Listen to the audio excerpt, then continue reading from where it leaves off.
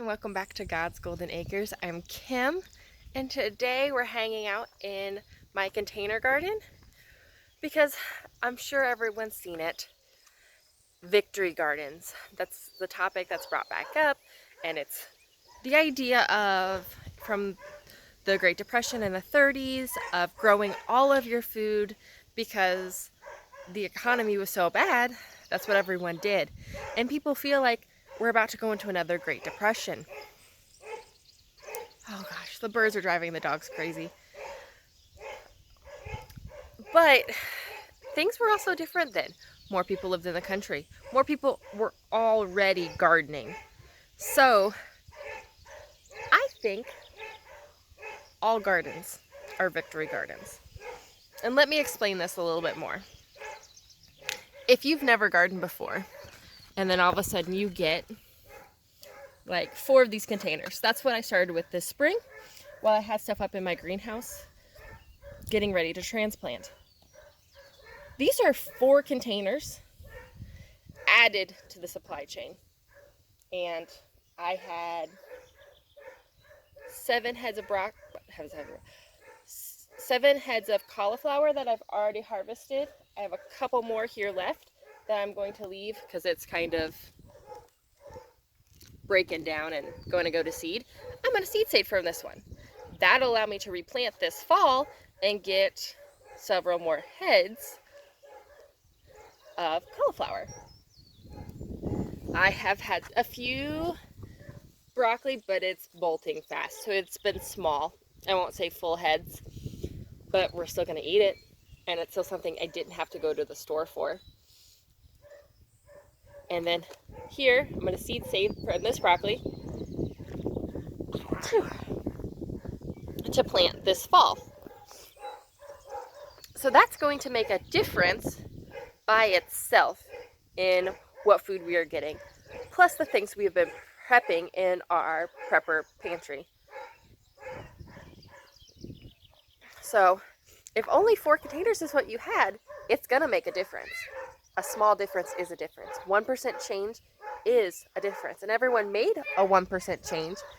That would be huge. Absolutely huge.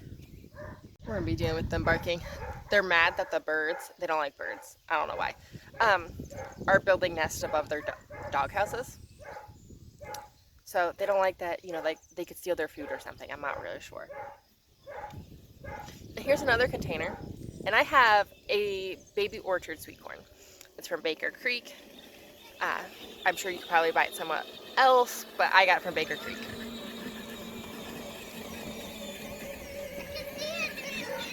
Yeah, I'm doing my video. I have 8 ears of corn in this one little kiddie pool. Several people like Jess from Roots and Refuge have done videos on planting in little kid swimming pools. This one I actually got from the side of the road. So that makes 5 containers, all that I got for free. Some people you can buy them from, but I would say a lot of farmers probably would just give you them. They are becoming more popular as garden staples, and they're cheaper than buying regular pots when they're resold. So even if you buy them, it works. I know our neighbors have some that have kind of blown over and gotten broken, and I'm really tempted to go over and ask for them because they have a crack in the bottom. So they're not good for reusing as a container for grain or minerals or something else. And the only thing you really could do is fill it with soil and garden in it. But this gives me 5 containers. I got for free. We dug up the soil. We used horse compost that we already had on site. Once again, that is a do as I say, not as I do, because our neighbors are the ones who provided the hay for those horses, so we know what they were sprayed with. Nothing. And typically that isn't the case, but because the people who owned the property here before us bought from them, it makes it a totally different story. So we have 8 corn here, 8 corn plants. Each will do about 2 small ears. So it's gonna be smaller than the average. But if you're in town and you have a backyard and you're limited on space and you're limited on time, these are a good option for you, especially if you can't do anything permanent in ground. Those containers, I have 5 containers that I put sweet potatoes in. Now, it is filled with horse compost, so it's gonna be high in nitrogen. So we will have a lot of leafy and viney greens on there and less sweet potatoes. I'm the only one who eats sweet potatoes.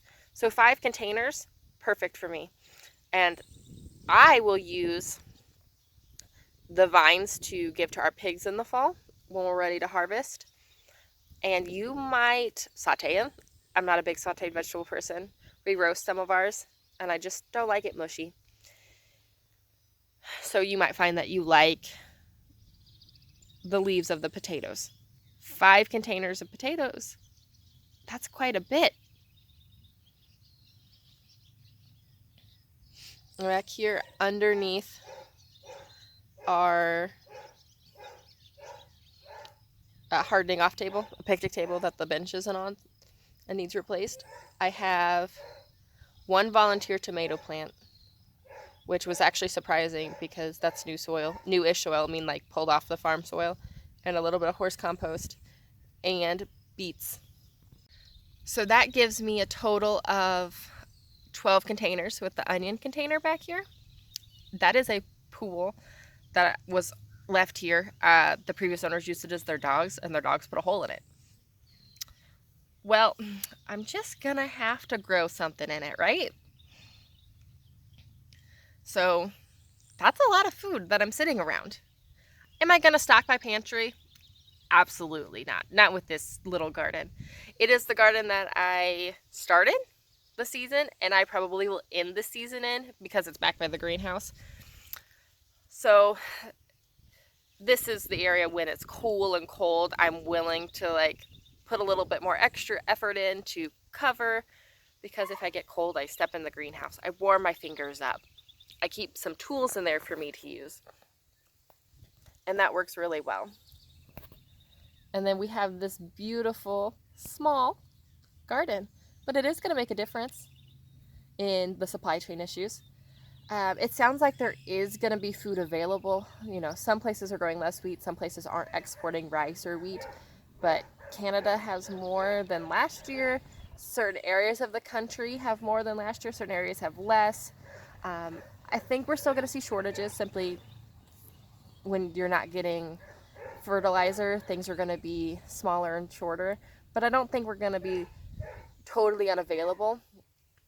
So even a small garden, I think, will offset stuff for people who, especially in the city, are going to be dealing with a lot more supply chain issues. I can go to my local farm and pick up some beef and butcher it. That is right over there. So that's our neighbor's property. They have beef cattle.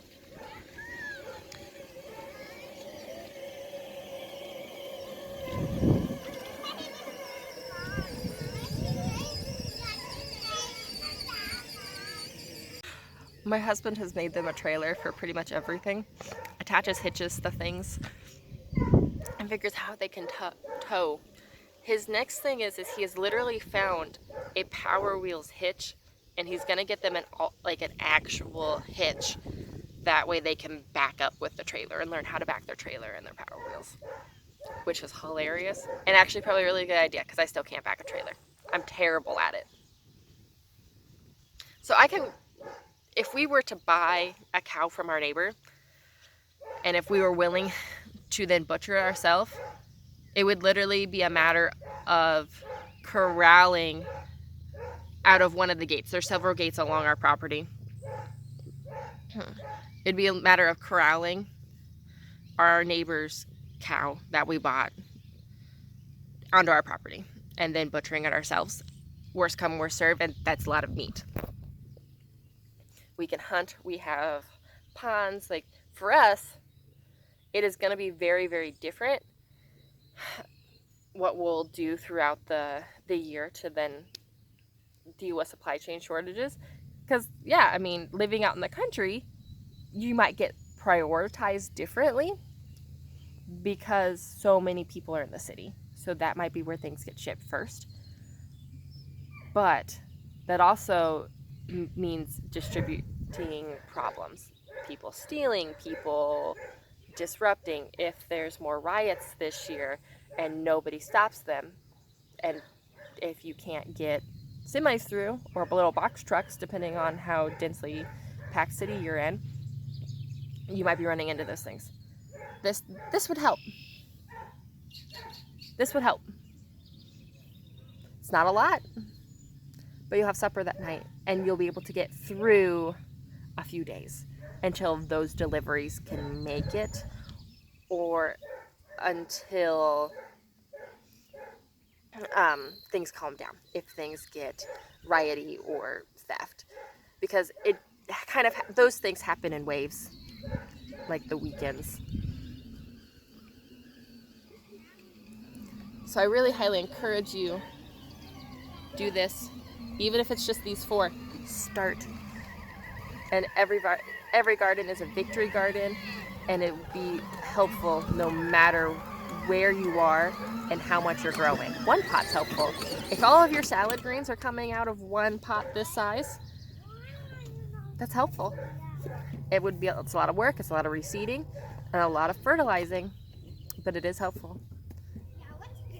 Oh, poor Harriet, did you get scared by the kids?